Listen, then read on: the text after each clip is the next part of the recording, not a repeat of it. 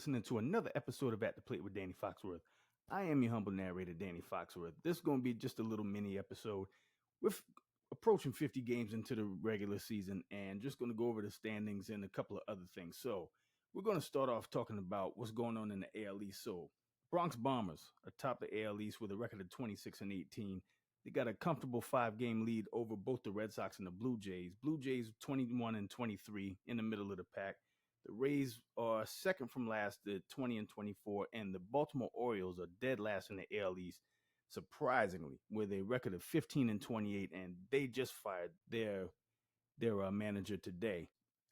It's just weird seeing the Orioles being this bad at this point of the season, but it is what it is.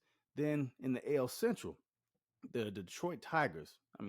Tarek Skubal, he's dealing. It's standard operating procedure for him at this point. They got a 4.5-game lead over the second place Cleveland Guardians with a record of 25-19. Then the Minnesota Twins are in the middle of the pack with a record of 25-20. The Royals are 25-21. Bringing up the rear, those poor saps from the South Side. Chicago White Sox with a record of 14-31. It's just another day at the office from a futility standpoint with the White Sox. Then out in the AL West, the Seattle Mariners. Cal Raleigh swinging a hot bat. They're atop the AL West with a record of 24-19. The Stros, they're in the middle of the Lone Star Series with my beloved Texas Rangers. They're in second place with a record of 23-21. And the Rangers are 2 games above 500 in the middle of the pack with a record of 24-22. It's good to see DeGrom dealing like he's just looking like old DeGrom again. But the problem is, especially in the beginning of the year, the starting rotation has been amongst the elite rotations in the league, but when you can't get run support, it's all for naught. And to alleviate that problem, they ended up firing their hitting coach, and they hired Brett Boone to be the new hitting coach. And so far, so good. It's been paying dividends.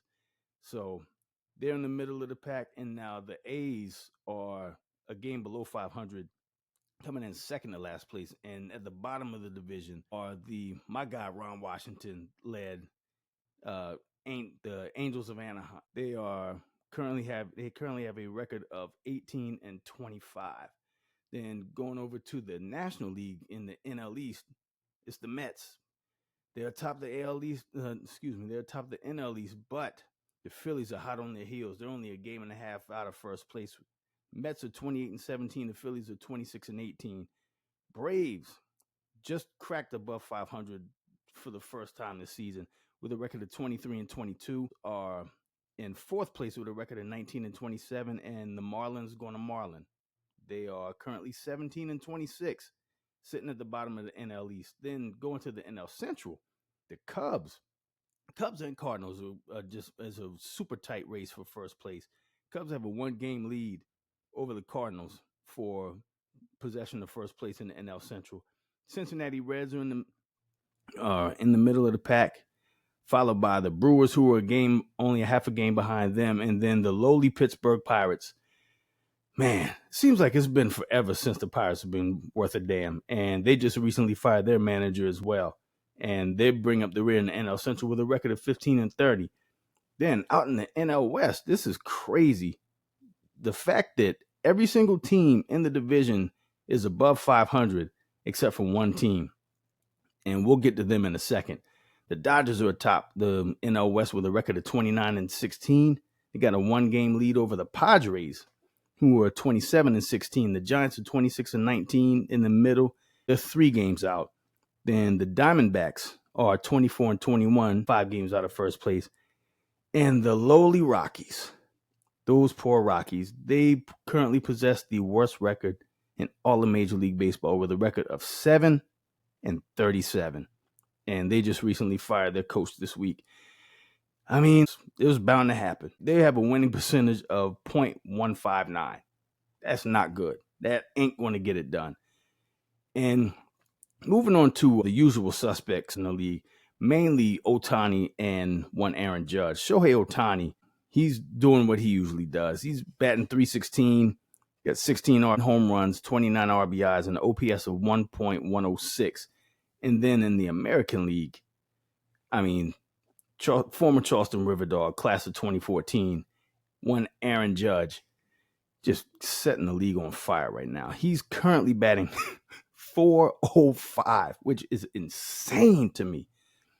15 home runs, 41 RBIs, and an OPS of 1.247. Good God.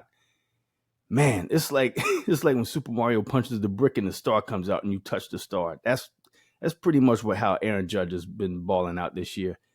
And lastly, I went to the Charleston Riverdogs game last night. They played the Salem Red Sox, and it was a back and forth game. It was wacky seeing one of the relievers that the Salem Red Sox brought out in the fourth inning. I've never seen an outing like that before. He plunked 2 batters and threw a wild pitch, and I think he ended up giving up 4 runs altogether. It was just crazy, and it was back and forth, and Riverdogs prevailed 10-8.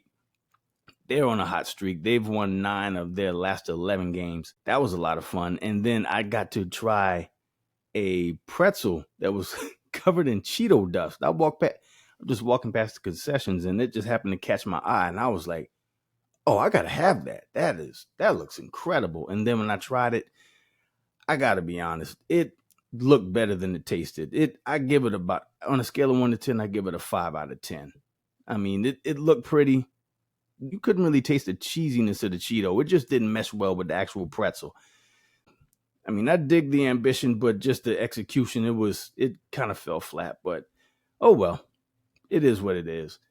And lastly, this is directed to the Charleston Riverdogs. I've been a lifelong supporter, and I love the game of baseball. And one of the things that is still on the top of my bucket list, a childhood dream, or a lifelong dream that I've yet to fulfill, is throwing out the first pitch of the Riverdogs game. And I would love nothing more than to fulfill my dream of throwing out the first pitch of the Riverdogs game this year. So Riverdogs, I love y'all. I'm a faithful attendant of y'all's games, and actually did a podcast talking about the history of Charleston baseball. And I would love nothing more to have a full circle moment, so to speak, to have the opportunity to throw out the first pitch at an upcoming Riverdogs game. So, Riverdogs, just putting this in your ear, and then it's out of my hands at this point. So, thank you all for listening.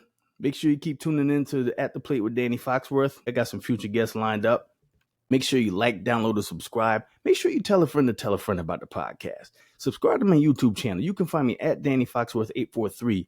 There you can find all the videos for every episode of this podcast, as well as my other podcast, Since We Last Spoke with Danny Foxworth, my Candle podcast, which is entitled A Wicked Good Time with Danny Foxworth, and Grown Up Low Country with Liz and Danny.